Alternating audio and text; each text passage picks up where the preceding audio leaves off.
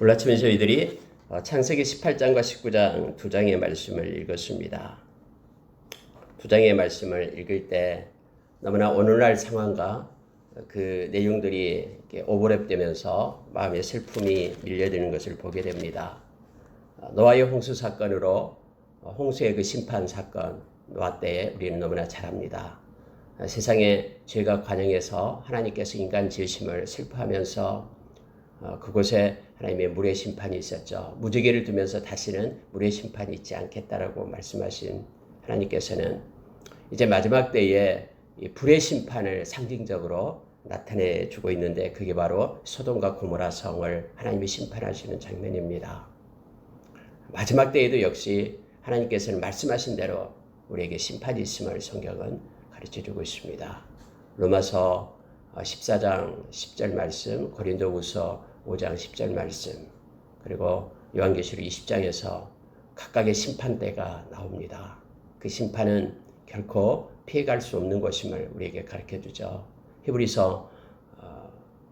히브리서에서 9장 27절에서 한 번 죽는 것은 정해지고 이후에는 심판이 있다라고 성경은 말해주고 있습니다. 그 심판대에서 하나님의 백성들은 예수님의 십자가의 보혈 때문에 모든 죄가 다 사해졌고 이 땅에서 행한 작은 일까지, 선한 일, 작은 일까지 하나님께서는 상으로 갚아주지만, 그러나 예수님의 보혈을 힘입지 않는 이들은 그에 대한 죄값에 대한 심판을 받게 됨을, 그래서 영원한 불못에 던져지게 됨을 성경은 우리에게 가르쳐주죠. 여러분, 이와 같은 이 소돔과 고모라의 사건을 통해서 우리는 마지막 하나님 앞에 섰을 때를 기억하게 됩니다. 그리고 이런 것들을 읽을 때마다 우리는 하나님께서 우리에게 생명을 주신 그 기간 동안 하나님 앞에 우리가 충성되고 올곧고 정직한 모습으로 하나님의 거룩한 백성으로 서야 됨을 우리에게 알게 합니다. 여러분, 말씀을 몇 가지 더 보고요, 기도하기를 원합니다. 여러분, 18장 1절을 보니까 이렇게 성경은 기록이 됩니다. 여호와께서, 이렇게 말합니다. 여호와께서 마브레의 상수리 나무들이 있는 곳에서 아브라함에게 나타나시니라. 여러분, 성경에 보면 구약 성경에서 예수 그리스도가 나타나는 것을 우리는 많이 봅니다. 구약 속에 예수 그리스도. 왜냐면요, 성부 되신 하나님께서는 영이시기 때문에, 그리고 육신을 입고 나타난 적이 없습니다. 또 어떤 인간도 성부 하나님을 본 자가 없습니다. 그러면은 구약에 나타나서 사람의 모양으로 나타났던 그 모든 것들은 다 성자 예수 그리스도심을 우리가 기억을 합니다. 오늘 또 여호와께서 나타나셨다라고 성경은 말하죠.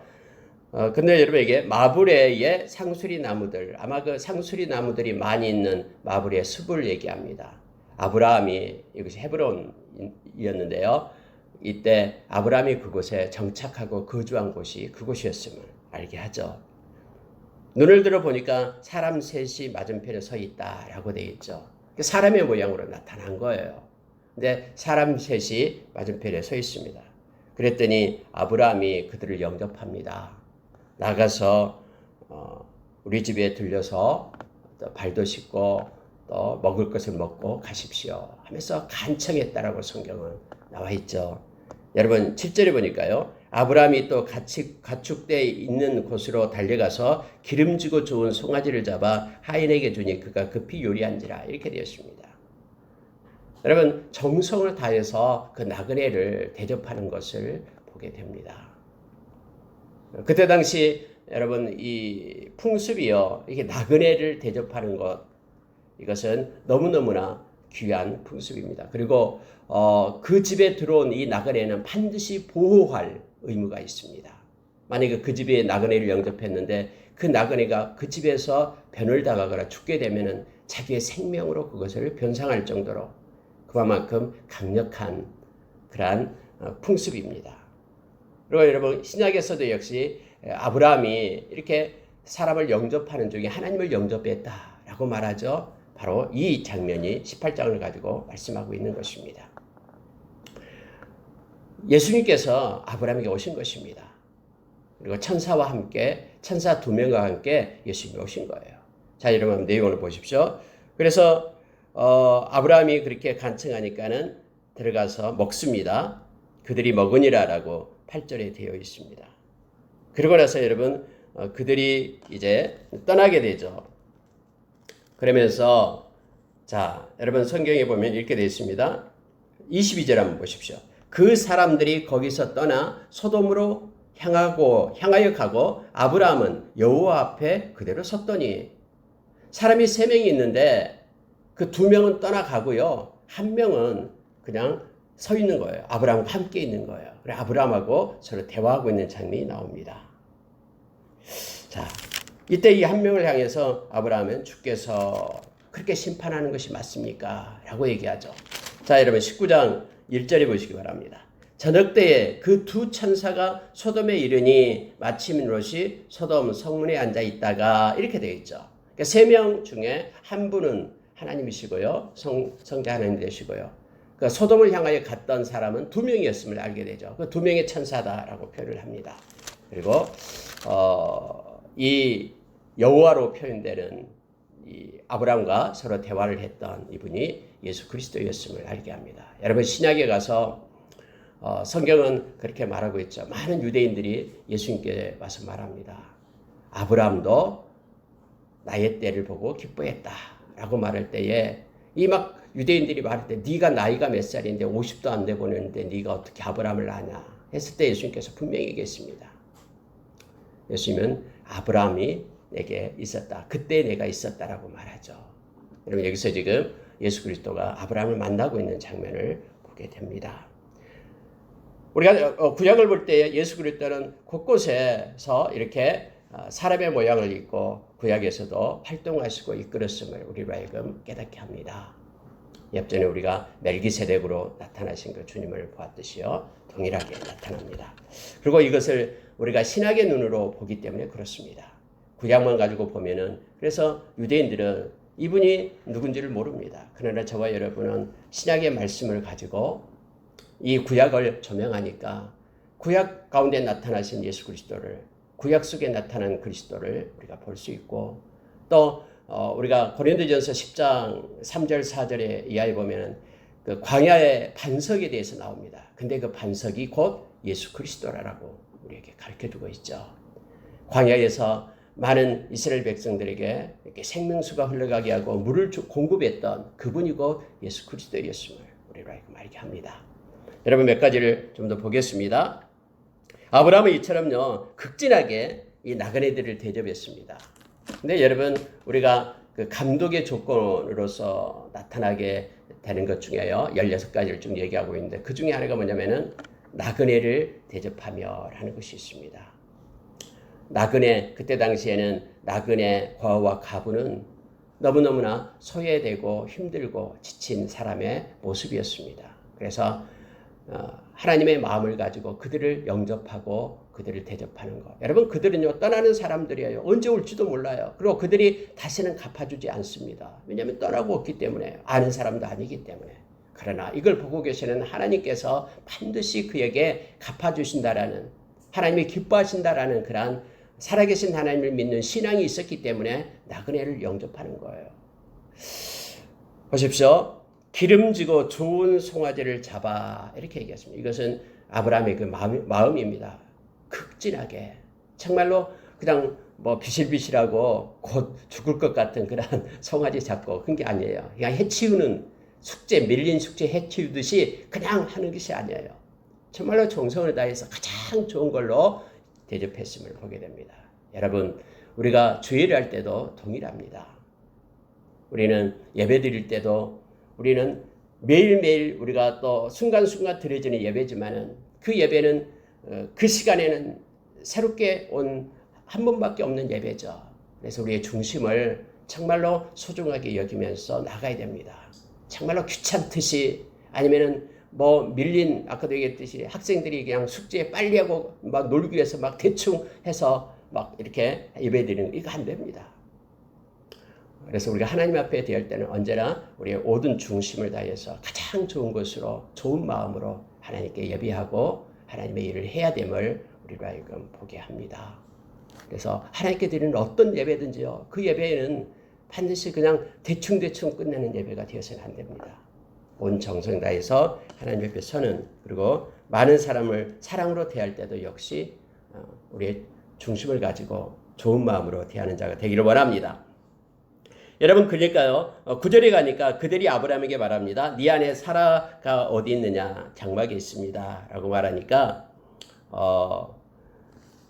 성경에는 그렇게 말해요. 내년 이맘때 내가 반드시 내게로 돌아오려니 내 안에 사라에게 아들이 있으리라, 이렇게 말합니다. 근데 이것을요, 사라가 듣게 돼요. 아브라함과 사라는 나이가 많아 늙었고 사라에게 여성의 생리가 끊어졌다라고 말하죠. 그래서 사라가 12절에 보니까 속으로 웃었다라고 얘기합니다. 이걸 듣게 되고 속으로 웃었어요. 웃을만도 하죠. 이미 남편도 노쇠했고 자기도 생리가 끊어졌는데 어떻게 인간적인 방법에서는 도저히 아이가 없다라는 것을 알게 되죠. 그리고 또 그 세 명이 뭐 하나님, 그 중에 하나님이 있다라는 것도 모르죠. 그냥 나그네로만 생각하는 사람이 하는 얘기니까는 그냥 웃음으로 넘겼습니다. 근데 여러분 성경에 보니까 근데 속으로 웃었다라고 얘기합니다. 뭐 겉은 소리내어 웃는 것도 아니에요. 속으로 웃었어요. 내가 노쇠하였고 내 주인도 늙었으니 내게 무슨 즐거움이 있으리요. 이렇게 속으로 생각했다라는 거예요. 이건 생각한 겁니다. 그런데 갑자기 13절에 여호와께서 이렇게 나타나요. 그러니까 그 셋 중에 한 분이 하나님이시다라는 걸 알게 되죠. 여호와께서 아브라함에게 이르시되 사라가 왜 웃으며 이르기를 내가 늙었거늘 어떻게 아들을 낳으리요 하느냐.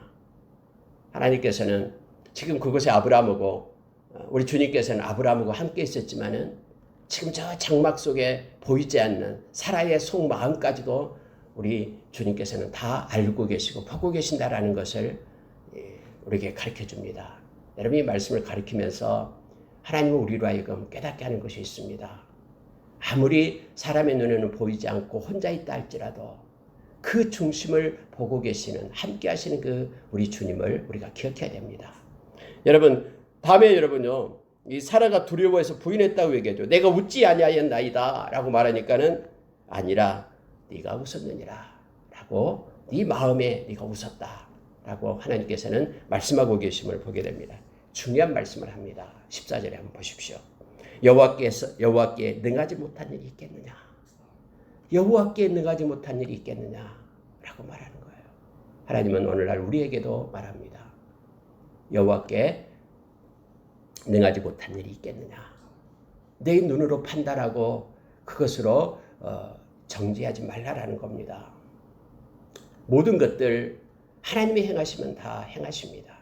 그래서 그 놀라우신 우리 주님을 우리가 의지하는 거예요.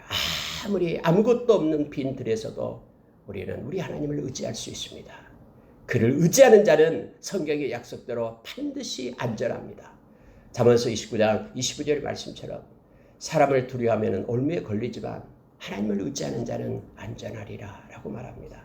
세상은 다 눈에 보이는 세상은 없어지지만 하나님의 말씀은 소멸되지 않습니다. 그래서 말씀대로 이루어짐을 우리가 알기 때문에 하나님 말씀 붙잡고 끝까지 믿음으로 살아가는 저와 여러분 되기를 원합니다. 여러분 보십시오. 17절로 가겠습니다. 여호와께서 이르시되 내가 하려는 것을 아브라함에게 숨기겠느냐. 여러분, 저는 이 말씀을 읽으면서요, 너무너무나 그 하나님의 그 은혜를 이 말씀 속에서 우리가 만나게 됩니다. 하나님이 하시는 일을, 하나님이 하시려고 하는 일을 내가 아브라함에게 숨기겠느냐, 아브라함에게 말해 준다라는 겁니다. 오늘날도 여러분, 하나님의 일하심을 하나님의 신실한 백성들에게 하나님께서 가르쳐 줍니다. 내가 그에게 숨기겠느냐, 다 가르쳐 준다 말합니다. 여러분, 성경에서도요, 하나님께서 일하신 일은 그의 종인 선지자에게 말하지 않는 것이 없다라고 성경은 말해주고 있죠. 우리가 이사야서 55장 11절 이하의 말씀 속에서도요, 하나님의 입에서 나간 말씀, 이것은 선지자를 통해서, 이 말씀을 통해서 가르쳐 준다라는 겁니다. 이것이 하나님의 기쁘신 뜻을 이룬다라고 얘기합니다. 그러니까 하나님께서 마음에 품고 있는 모든 계획, 모든 뜻은 이 말씀을 통해서 이렇게 말하시고, 그리고 성취하시고, 그리고 그 말씀으로 인하여 그것이 하나님께로 다시 돌아가며 하나님께 영광으로 형통한다라고 성경은 나타내주고 있습니다. 오늘날도 하나님의 신실한 백성들에게 하나님께서는 당신의 마음을 부어줍니다. 내가 아브라함에게 내가 하려는 것을 숨기겠느냐 하시면서 이제는 아브라함에게 말을 합니다. 이 소돔과 고모라를 이제는 멸해야 되겠다. 그들의 부르짖음이 하늘에 이르렀다. 그들의 죄악이 너무나 깊었다 해서 하나님께서 이제는 심판하겠다라는 마음을 줍니다. 아브라함이 깜짝 놀랍니다. 왜냐하면 그곳에는 사랑하는 조카 롯이 있기 때문에 그렇습니다. 그러면 하나님 앞에 하나님 그거 부당합니다. 안 됩니다. 하나님 어떻게 정의롭게 공의를 가지고 심판하시는 하나님께서 그곳에 의인이 있는데 어떻게 의인과 죄를 함께 멸망시킬 수 있습니까? 안 됩니다. 그 하나님 앞에 엎드려서 이 여호와 앞에 주님 앞에 엎드려서 이 아브라함이 간구하고 있는 내용이 나옵니다. 물론 여러분 아브라함은 이제 이렇게 이 세 명 중에 한 분이 주님이라는 것을 깨닫게 됐죠. 이렇게 앞에 있는 사건들을 통해서 두 명의 사람은 천사들의 이미 떠났습니다. 그리고 이제 그 여호와 하나님과 그리고 아브라함이 서로 독대하면서 지금 얘기를 하고 있습니다. 여러분 이건 기도입니다. 기도는요 이렇게 일방적인 그런 기도 아니에요. 내가 막 마음에 있는 것만 막 하나님께 쏟아붓고 그냥 끝 하는 것이 기도가 아님을 말해주고 있습니다.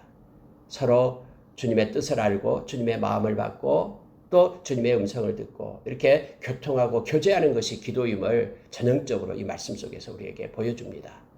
아브라함이 하나님 앞에 이렇게 말합니다. 하나님, 그곳에 의인이 만약에 50명이 있다면 어떻게 하겠습니까? 어떻게 의인이 악인과 함께 멸망받을 수 있습니까?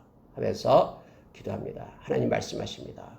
의인 50이 있다면 나 멸망시키지 않겠다. 근데 더 내려가죠. 45명은요. 45명도 있다면 그 도시에 내가 하나님께서 불과 유황불로 멸망시키지 않겠다고 얘기합니다. 점점 내려가요. 40명, 30명, 20명, 10명까지 내려가고 있음을 보게 됩니다. 자, 32절 보시기 바랍니다. 아브라함이 또 이르되 주여 노하지 마옵소서 내가 이번만 더 아뢰리이다. 한 번만 더요. 계속해서 말하면서 거기서 신명을 찾으시면 어찌하려 하시나이까. 이르시되 내가 신명으로 말미암아 멸하지 아니하리라. 33절 보니까 여호와께서 아브라함과 말씀을 마치시고 가시니 아브라함도 자기의 곳으로 돌아갔더라 해서 그 세 분 중에 한 명이 여호와 하나님이었음을 우리로 알게 되죠. 여러분 아브라함은 왜 5명까지 내려가지 않았을까요? 아브라함은 어쩌면 이렇게 생각할 수도 있습니다. 그 큰 도시에 의인 10명이 없을까? 자기의 그 친족 롯만 보더라도 롯의 아내도 있고 롯도 있고 그 두 딸도 있고 하는데 벌써 4명이잖아요. 그리고 그 넓은 그런 풍요를 누리고 사는 그곳에서 하나님을 사랑하고 하나님을 향한 경건한 자 뭐 나머지 6명이 없었을까? 어쩌면 안심했을 수도 있을 것 같아요. 그래서 10명까지 내려놓고 이제 하나님은 떠나고 돌아가고 이렇게 될 수도 있을지 모릅니다. 그러나 여러분 그곳에는 의인 10명이 없었습니다. 근데 또 하나 중요한 사실을 우리가 19장에서 발견하게 되죠. 의인 10명이 여러분 없어서 그 소돔과 고모라 성이 멸망을 당합니다. 그런데 문제는요. 그곳에 의인 1명이라도 하나님은 포기하지 않습니다. 의인이 1명 있고 나머지 다 그렇게 악한 죄 가운데 있다고 해도 그 의인 1명을 하나님께서는 구해내시는 거예요. 하나님께서는 당신에게 속한 자, 당신의 소유된 기업은 절대로 포기함이 없습니다. 그래서 남이 뭐라고 해도 그 사람 핑계댈 게 아니에요. 내가 하나님 앞에 올곧게 서면 되는 겁니다. 말씀 붙잡고 서면 돼요. 99명이 이 길로 가더라도 이 길이 말씀이 정한 길이 아니라면 나는 멈춰 서야 돼요. 여러분 이 말씀을 이 19장에서 우리에게 주님께서는 강력하게 가르쳐 주시고 우리에게 말하고 있습니다. 마지막 때에 하나님의 백성이 어떻게 서야 될 것인가를 이 말씀은 말해주고 있습니다. 이제 여러분 저녁 때가 되어 두 천사가 소돔에 이르렀다라고 말합니다. 그런데 롯이 그 소돔 성문에 앉아 있었다. 그때 당시 큰 성 마을의 입구는요 많은 사람들이 나와 있었습니다. 그곳에서 어떤 재판도 벌어지고요, 또 어떤 회의도 하고요 이런 곳이었죠. 저녁 때에 오니까 나그네 2명이 오는 거예요. 그래서 롯도 역시 다른 신약에서는 의인 롯이라고 표현했죠. 롯도 하나님을 섬기는 사람이고 그리고 하나님 주신 마음을 가지고 그 두 사람을 영접하는 거예요. 밤이 깊었으니 우리 집에 와서 발도 씻고 또 쉬었다가 식사도 하고 가십시오. 이렇게 얘기하는 거예요. 그러니까는 이 두 명의 사람이 말하기를 아니 그러기 싫다. 나는 여기서 지새겠다. 라고 얘기하니까 성경에 보니까는요. 자 3절이에요. 놋이 간창함에 그제서야 돌이켜 그 집으로 들어오는지라 이렇게 되어 있죠. 그래서 또 간청하면서 그들을 영접을 합니다.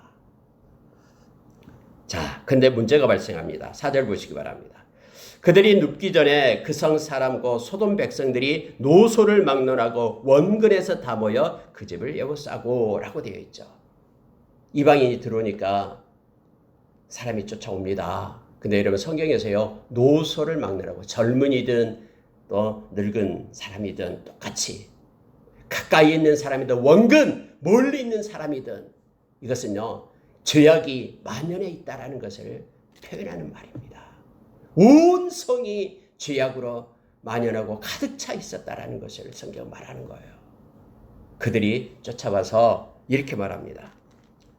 5절에 보니까는 이끌어내라. 오늘 밤 내 집에 온 사람들 이끌어내라. 우리가 그들을 상관하리라. 여러분 이 상관하다라는 단어가요. 뭐냐면은 성교를 얘기합니다. 상관하다라는 거예요. 그들을 끄집어내라 라고 말합니다. 여러분 바로 동성애를 얘기하고 있습니다. 오늘날 여러분 전 세계적으로요. 점점 마지막 때를 향하여 치닫고 있음을 보게 됩니다. 17개 나라에서 동성 결혼을 합법화했습니다.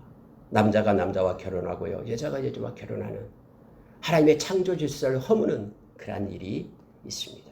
지금 여러분 이 남자 2명이 들어왔는데요. 그들과 함께 이 성적인 관계를 갖겠다라고 많은 사람들이 떼거지로 몰려와서 그 집을 에워쌌다라고 지금 말하고 있는 거예요. 여러분 동성애라는 단어가요. 소돔이에요. 소돔이. 소돔이가 바로 동성애라는 뜻인데요. 그래서 소돔이라는 성의 이름이 붙여진 거예요. 기존에 하나님께서 주시는 방법이 아니라 기발하고 그런 성도착증, 그런 증세들이 막 보이고 있는 거예요. 이것을 지금 행하고 있는 것을 보게 됩니다. 이 가나안 사이에서 이쪽부터 이 가나안 땅의 족속들에게는 갖가지 그런 도착증의 현상들이 막 있었습니다. 이러한 현상은요, 신을 예배하는 종교 행위에서도 나타납니다. 그래서 여러분, 종교 행위를 그들이 우상을 섬기는 것에도요, 이 성적인 것이 개입되고 막 성적인 그런 악한 일들이 일어나고 있었음을 보게 됩니다. 특히 이 소돔성은 동성애로 유명한 그런 성이었음을 알게 합니다. 여러분, 우리가 여기서 하나 짚고 넘어갑시다. 동성애는 그럼 왜 나쁩니까? 라는 거예요. 성경에서 동성애에 대해서 말하고 있을 때는 하나님의 거룩한 창조 질서를 거스리고 깨트리는 패역한 행위가 동성애였음을 성경에는 말해주고 있죠. 우리가 잘 아는 그 로마서 1장에서는 이 동성애에 대해서 남자가 남자와 부끄러운 일, 여자가 여자와 부끄러운 일에 대해서 얘기하고 있죠. 그래서 여기서는 여러분요, 이것은 부끄러운 일이다 라고 말합니다. 이 부끄럽다라는 것은 더러운 일이다 라고 얘기하고 있죠. 우리가 부끄러운 말을 멈춰라 라고 얘기할 때 골로새서 3장에서 이 땅의 지체를 벗어버리라. 우리는 위의 것을 바라보라라고 해요. 이 땅의 지체를 말할 때 11가지를 얘기할 때 그 중에 하나가 부끄러운 말이죠. 이 부끄럽다라는 것은요. 필시예요. NIV에서 필시라는 것은 더럽다라는 뜻이에요. 그래서 여러분 이것은 하나님 앞에 부끄러운 일이다. 큰 죄악이다라고 말하고 있음을 보게 됩니다. 레위기서 18장에서는 이것은 하나님께 가증한 일이다. 하나님은요. 가증한 일은 반드시 심판합니다. 마치 우상 숭배와 같은 그런 가증한 일이 이 동성애 문제다라고 말하고 있습니다. 고린도전서 6장에서는 불의한 일로 이건 의롭지 못한 일, 그래서 세상이 취하는 일로 성경은 말해주고 있습니다. 이처럼 여러분 이 동성애 문제가 지금 여기 소돔성에서 나타나요. 그래서 소돔이가 바로 동성애를 나타낸다라는 걸 기억하기를 바랍니다. 자, 여러분 7절에 한번 보십시오. 놋이 문 밖에 나가서 이제 그 사람들을 향하여 말합니다. 형제들아, 내 형제들아, 이런 악을 행하지 말라. 이건 악이다라고 얘기하는 거예요. 하나님이 보시기에 가증스럽고 하나님께 부끄러운 일이고 이것은 불의한 일이기 때문에 이것은 엄청난 죄이기 때문에 이러한 악을 행하지 말라 라고 지금 롯이 말하는. 그래서 신약에서는 의인 롯을 하나님이 구했다라고 말하는 겁니다. 그러면서 여러분 롯이 말하는데요. 이렇게 말합니다. 우리가 지금은 잘 이해가 안 돼요. 8절 보면은 이해를 못합니다. 내게 남자를 가까이 하지 아니한 두 딸이 있노라. 청하건대 내가 그들을 너희에게로 이끌어내리니 너희 눈에 좋을 대로 그들에게 행하고 이 사람들은 내 집에 들어왔은즉 이 사람들에게는 아무 일도 저지르지 말라. 아니 자기의 처녀인 자기의 딸을 내주겠다라는 거예요. 그런데 이 사람들을 만지지 말라라는 거예요. 여러분 우리가 어떻게 생각하면 이게 말이 됩니까? 롯이 뭐 이 사람들한테 이방 나그네들한테 뭐 해를 끼친 거 아니었잖아요. 근데 그 나쁜 사람들이 그들한테 해를 끼치는 게 어쩔 수 없는 일이잖아요. 그런데 롯은 말하기를요. 이 사람은 내 집에 들어온 사람이니까 내가 내줄 수 없다. 대신 내 딸을 내주겠다라고 얘기하는 거예요. 자기 딸보다도 이 나그네들이 더 소중하고 더 큽니까? 오늘날 사고로서는 이게 이해가 안 되는 거예요. 근데 여러분 이걸 기억해야 됩니다. 뭐냐면요. 물론 그때 당시에 풍습을 우리가 기억해야 될 뿐만 아니라 한 가지 중요한 게 뭐냐면요. 그들이 저지르는 악이 하나님 보시기에 엄청난 죄라는 것을 말하고 있는 거예요. 심지어 자기 딸을 내줄 만큼 그것보다도 더 큰 범죄가 바로 이 범죄라는 것을 성경은 지금 말하고 있는 거예요. 네, 여러분 오늘날 이 뭐 소수성애자 해가지고 인권을 앞세워가지고 그들을 미화시키고 그들은 죄가 아니라 병이라고 얘기하면서 병은 그래서 병든 사람은 막 돌보고 해야 된다라고 말하고 있는 거예요. 이건 죄라고 성경은 말하는데 사람들은 그것이 병이라고 질병이다라고 얘기하고 있는 거예요.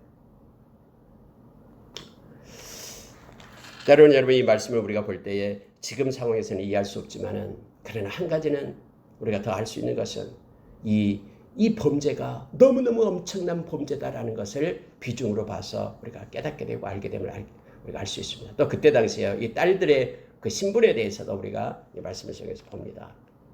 이 아버지가요, 이 가부장적 그러한 권세가 있었어요. 그래서 아버지가 시키는 대로 딸들은 순종하고 또 팔 수 있고 이런 시대였음을 우리가 문화적으로 또 시대적으로 이것을 가미해서 이 말씀을 봐야 됩니다.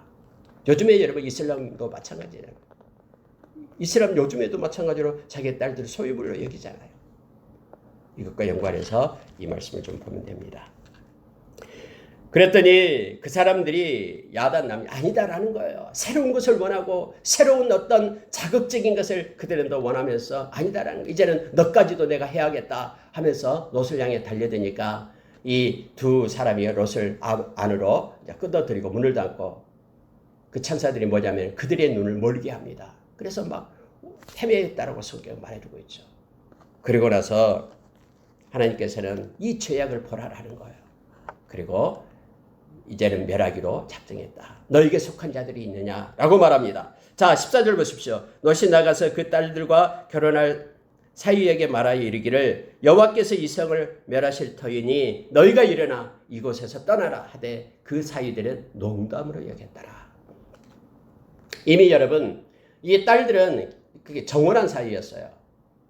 그래서 이제 결혼할 그런 사위들이 있었습니다. 그런데도 여러분 이 딸들을 그 사람들한테 내주겠다라고 얘기했던 거예요. 하나님께서는 그들을 지켰죠. 그리고 사위한테 가서 말하는 거예요. 하나님이 이 땅을 멸하려고 한다. 그러니 너희는 함께 떠나자라고 말하는 거예요. 근데 이 사위들이 말도 안 되죠. 이걸 듣겠습니까? 미쳤다 했을 겁니다. 일어나 그곳에서 떠나라 하되 사이들은 농담으로 여겼더라. 여러분 이건요. 노아의 홍수 사건 때도 동일했습니다. 그리고 이 소돔과 고모라의 사건 때도 동일합니다. 그들은 듣지 않습니다. 여러분 요한계시록을 이미 우리가 봤습니다마는 하나님께서 그렇게 재앙의 징조를 내리면서 재앙을 내렸을 때도 심판의 징조를 내리면서 하나님이 갖가지 재앙을 내렸을 때 그들은 회개하고 하나님께로 돌아오지 않았습니다.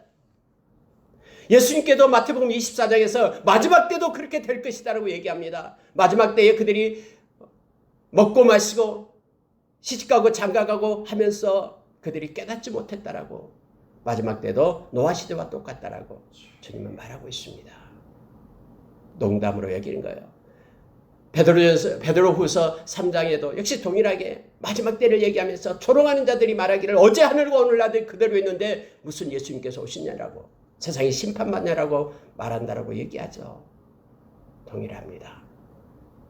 그 소돔의 문화 속에 젖어 있던 그 사위들, 그 문화가 좋아서 그곳에 머물렀던 그들은 따라오지 않습니다. 구원받을 수 있는 기회가 그들에게 특별하게 주어졌음에도 불구하고 그들은 그것을 거부하고 그곳에서 함께 멸망받은 자로 세워지게 됨을 하게 됩니다. 이렇게 해서 여러분, 이제 그들은 머뭇머뭇하고 있을 때 이 천사들이 성경에 보니까는 두 딸의 손을 잡아서 그 아내와 롯의 손을 잡고 이끌어냅니다. 성 밖으로 나가서 두면서 말합니다. 절대로 돌아보거나 들에 머물지 말고 산으로 도망해서 멸망함을 피하라, 면하라라고 얘기합니다. 근데 여러분, 이미요 이 롯은 막 벌벌 떨기 시작합니다. 자기도 죽을 것 같아요. 그래서 소알성으로 가게끔 해달라고 부탁을 합니다. 자, 22절 보십시오. 그리로 속히 도망하라. 내가 거기에 이르기까지는 내가 아무 일도 행할 수 없노라 하였더라. 그러므로 그 성읍 이름을 소알이라 불렀더라. 이렇게 되어 있습니다. 여러분, 성경에 보면은요 이렇게 말합니다. 네가 거기 이르기까지는 내가 아무 일도 행할 수 없노라. 천사가 말하는 거예요. 왜냐하면 천사는 하나님께서 그런 명령을 받았기 때문에요. 절대로 노선을 해야 마라. 롯은 보존하고 그를 구해야 된다. 그러니 롯이 그곳에 있으면은 그것을 해야 할 수 없잖아요. 네가 그것에 이르기까지 내가 아무 일도 할 수 없다. 하나님이 그렇게 명령했기 때문에 해서 롯을 그곳으로 가게 합니다. 소알성으로 가게 하죠. 근데 소알성에 있어도 또 겁이 나는 거예요. 그래서 다시 산속으로 들어가게 되는데 이것만 보고 마치겠습니다. 자, 여러분 29절을 보십시오. 하나님이 그 지역의 성을 멸하실 때 곧 롯이 거주하는 성을 엎으실 때에 하나님이 아브라함을 생각하사 롯을 그 엎으신 중에서 내보내셨더라. 여러분, 성경은 왜 이 말씀을 기록해 놨을까요? 하나님께서 아브라함을 생각해서 롯을 내보냈다라고 말합니다. 아브라함을 생각해서 롯을 구해준 것입니까? 여러분, 아브라함은 기도하는 자였음을 앞에서 우리가 18장에서 봤잖아요. 여러분, 이처럼 하나님께서는 기도를 하나님께서는 들으십니다. 우리의 중보 기도를 들으시고 하나님은 일하십니다. 하나님은 물론 하나님이 롯이 구해야 됐기 때문에 구했겠죠. 그러나 하나님이 롯을 구하기까지 아브라함의 기도가 있었음을 성경은 우리를 하여금 깨닫게 합니다.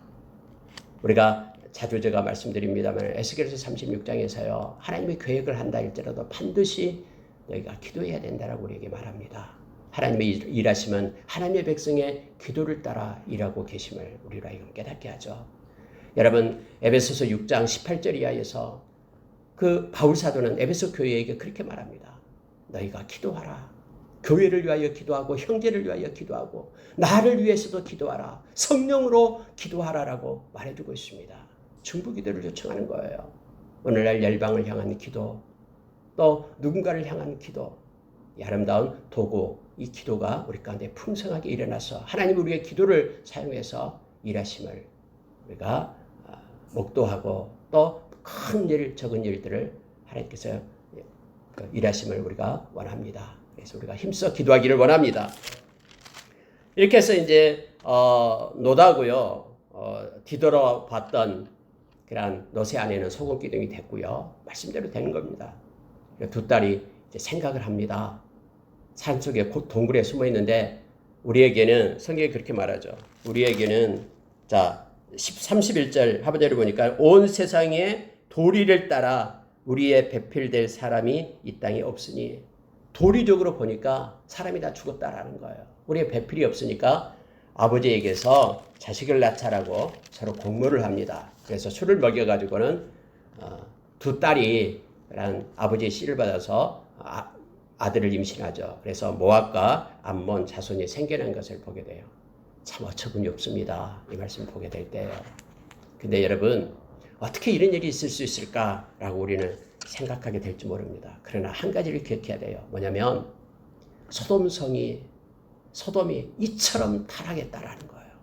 이 딸들도요, 소돔성에서 살았던 이들이에요. 너무너무나 그러한 동성애니 이 성적 도착증 타락 속에 있었기 때문에 이것을 우습게 생각해내는 거예요. 그들의 머릿속에는 그런 것을 보고 자랐기 때문에 이건 아무것도 아닌 거였어요.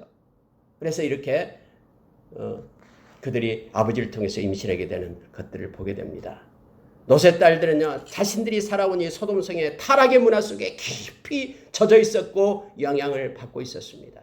뭐 동성애, 수간, 근친, 불륜, 가장 변태적인 그런 죄악들이 만연했던 것이 바로 소돔성이었거든요.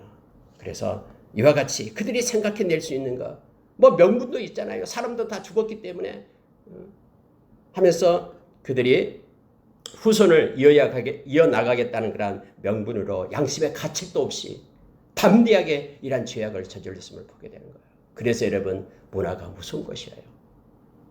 저와 여러분, 하나님의 말씀으로 붙잡고 살고요. 특히 자녀들이 하나님의 말씀으로 살아내도록 늘 기도하며 가르치는 일을 우리가 힘쓰길 원합니다. 말씀을 마치겠습니다. 오늘 18장, 19장은 정말로 하나님의 심판에 대한, 그리고 이 땅의 죄에 대한, 성적 타락에 대한 여러 가지 것들을 보게 됩니다. 그러나 중요한 거 하나를 우리가 기억하길 원합니다.